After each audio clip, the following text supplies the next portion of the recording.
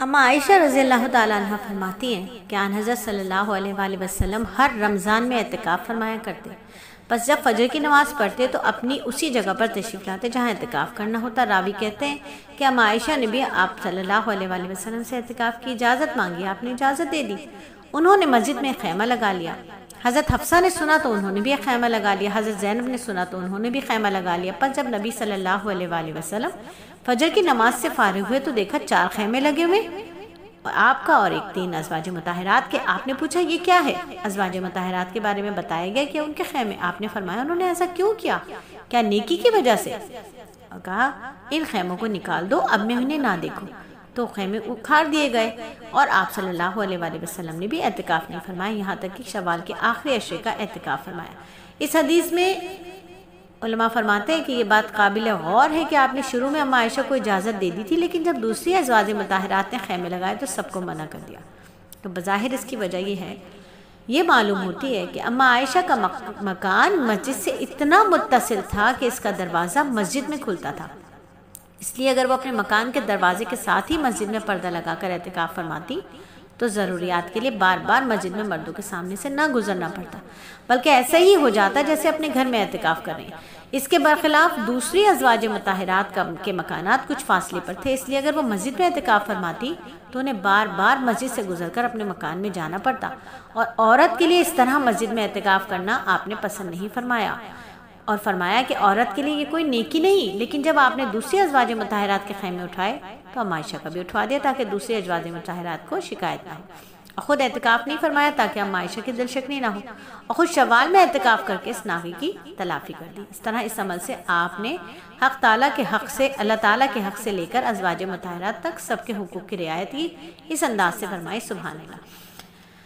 تو حدیث سے بہت فوائد حاصل ہوئے۔ ایک تو یہ بات معلوم ہوئی کہ اعتکاف کے لیے پردہ وغیرہ لگا کر کوئی جگہ گھیر لینا جائز ہے، اور ایک اس لیے کہ ایک ترکی خیمہ لگایا گیا، البتہ یہ جگہ گھیرنا اس وقت جائز ہے جب دوسرے اعتکاف کرنے والوں کو اور دوسرے نمازیوں کو اس سے تکلیف نہ ہو۔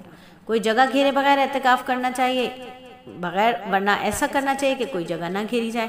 بعض علماء نے ازواج مطہرات کے خیمے اٹھوانے کی ایک حکمت یہ بھی بیان فرمائی کہ خیموں کی کثرت سے مسجد کے تنگ پڑنے کا اندیشہ ہے۔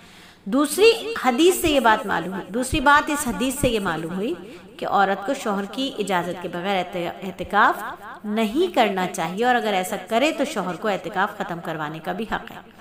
اگر شوہر اجازت دے چکا ہو تو پھر مصلحتاً اعتکاف نہ کرنے میں معلوم ہو تو سابقہ اجازت سے رجوع کرنا بھی جائز ہے، لیکن یہ واضح رہے کہ اس طرح اعتکاف شروع کرنے کے بعد توڑنے سے اس دن کی اعتکاف کی قضا واجب ہوگی جس دن کا اعتکاف توڑا گیا۔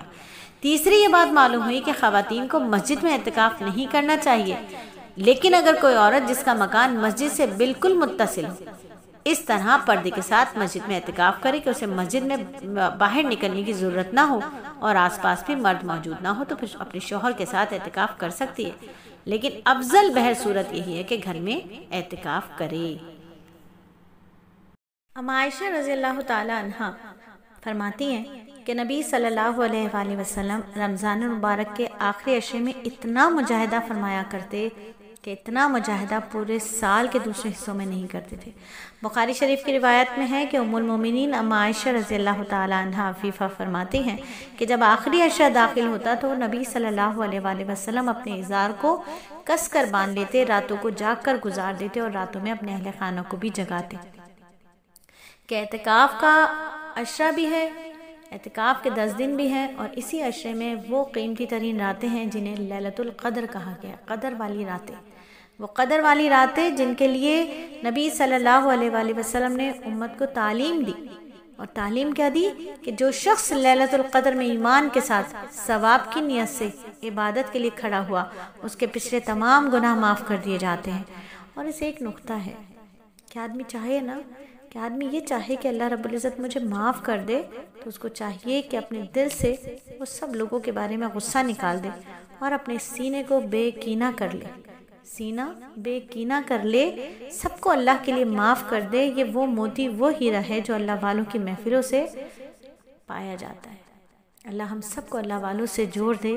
جو آدمی آخر راتوں میں عبادت کرے اور سینے میں سب کے بارے میں غصہ نکال دے تو روز محشر اللہ رب العزت اسی کو بہانہ بنا کر معاف فرما دیں گے انشاءاللہ تعالی۔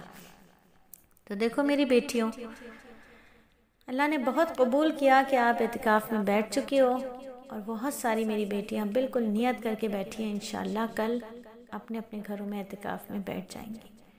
اعتکاف ایسے کرنا کہ سینہ ہو بے کینہ، اس میں کسی کے لیے کوئی کینہ نہ ہو، اپنی عاجزہ باجی جان کو بھی یاد رکھنا، اپنی اکیڈمی کو بھی یاد رکھنا، اپنے سب امتی بہن بھائیوں کو یاد رکھنا، خصوصی طور پر غزہ اور فلسطین کے بہن بھائیوں کو بہت یاد رکھنا۔